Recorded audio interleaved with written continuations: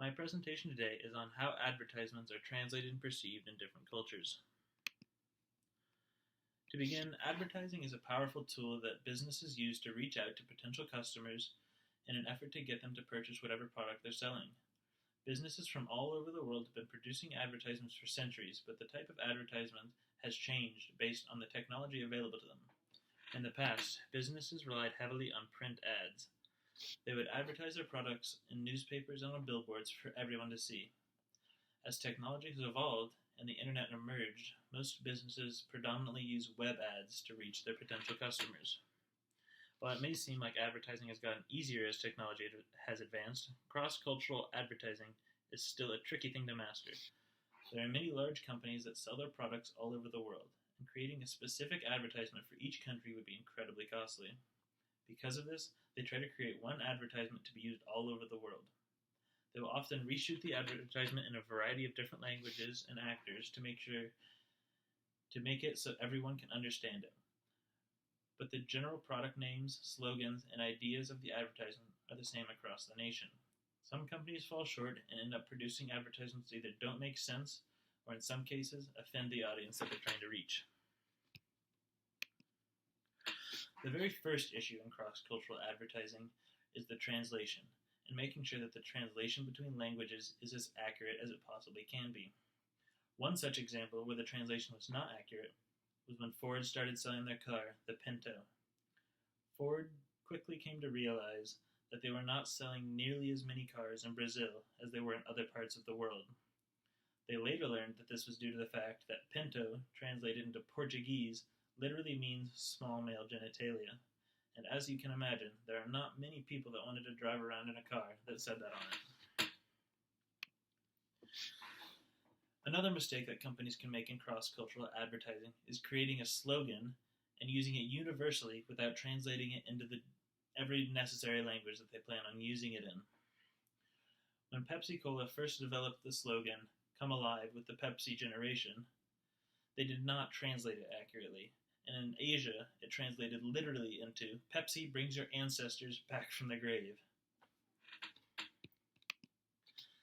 Visually, colors can be a great tool to help different pieces of advertisements stand out and excite your audience.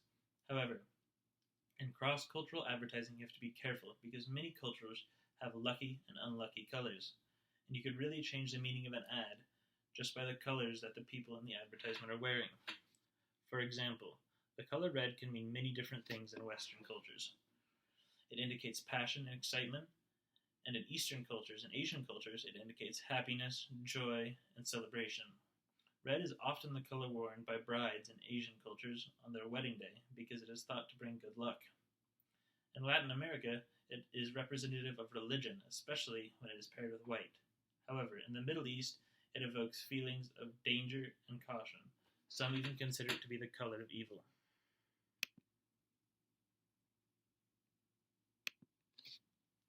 The color yellow has multiple meanings as well and can be perceived in many different ways.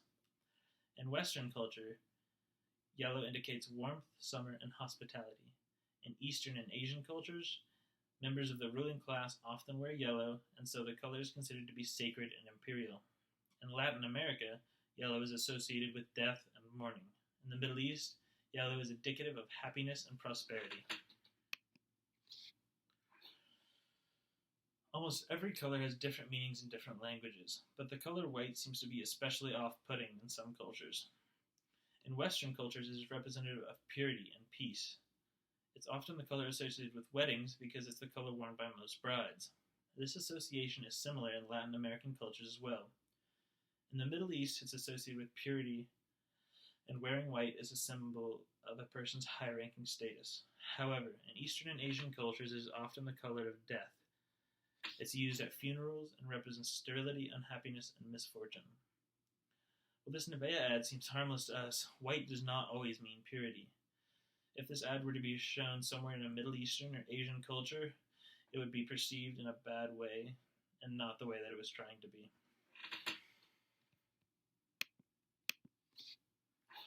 One example of a cross-cultural advertisement gone wrong was when Pepsi-Cola in Southeast Asia decided that they wanted to change the color of their vending and cooling machines from a dark blue to a light blue. This caused Coca-Cola to quickly take the market share of that region in Southeast Asia. This was due to the fact that light blue in that region is linked with death and mourning, which caused people to not want to buy drinks from those machines. In addition to colors, cross-cultural advertisements need to be careful with numbers, as different numbers in different cultures are linked with negative connotations. Many cultures are superstitious of different numbers and try to avoid them, and will even go to lengths to avoid them. One such example is that of the United States, where the number 13 has been deemed unlucky. Some buildings will even skip the 13th floor in order to not connect themselves with that unlucky number. Pictured on this slide are some other negative associations with numbers in different countries. In China, the pronunciation of the number 4 is similar to the pronunciation for the Chinese word for death. Because of this, many buildings in China skip a 4th floor. In Afghanistan, the number 39 translates into Mordagao, which literally means dead cow. In Japan, the pronunciation for the number 9 in Japan is similar to the Japanese word for torture or suffering. While in the United States, items often cost $9.99 or $12.99 to make the price appear less, that could turn people away in Japan. One of the biggest mishaps that companies have when implementing cross-cultural advertising is choosing to portray images that seem fine in their own culture, but are actually offensive in other cultures where they are showing the advertisements. The image on the top left is from Target, to show off their new bathing suit line. If you were to show this in the Middle East, it would cause an outrage. In many Islamic cultures, women are supposed to show minimal skin. So showing an exposing picture like that one would discourage people in the Middle East from buying these bathing suits and may cause them to boycott Target altogether. The image on the right is one that I found for a women's bathing suit line in Saudi Arabia. As you can see, there is absolutely no skin showing other than her face, hands, and her feet. If Target were to try to advertise their bathing suit lines in Saudi Arabia, they would have no luck because they are not culturally appropriate. One thing that I found especially interesting when researching cross-cultural advertisements was the use of smiling. Growing up in the United States, I see people smiling on TV and in internet ads all the time. In countries like Russia, smiling is not nearly as common, so it's not as likely that the people in Russian advertisements would be smiling. If a company from the United States used one of their advertisements in Russia, the odds of that advertisement having people smiling would probably be pretty high, and that wouldn't go over well in Russia. I found that in Russia, smiling with your teeth showing implies that you're either foolish, sneaky, or manipulative. They may interpret this as you trying to be sneaky and con them into buying a bad product. In addition, Russia is not the only country where smiling isn't a social norm. In India and Argentina, smiling can also be associated with dishonesty. Finally, I wanted to relate this research back to Hofstede's cultural dimensions. One of the 6 cultural dimensions is individualism versus collectivism, which indicates to what degree societies are integrated into groups and to what obligation you have to these groups. An advertisement that uses the word I would be received negatively in a collectivist society where teamwork is considered a positive quality. Another one of Hofstede's cultural dimensions is power distance. This measures how equally power is distributed in each country. The slogan, "Challenge Everything" by EA Sports was well received in the United States, but raised disapproval in cultures that scored high on the power distance scale. These cultures value harmonious relationships and respect, and don't like confrontation, so this slogan did not fit in well with their beliefs.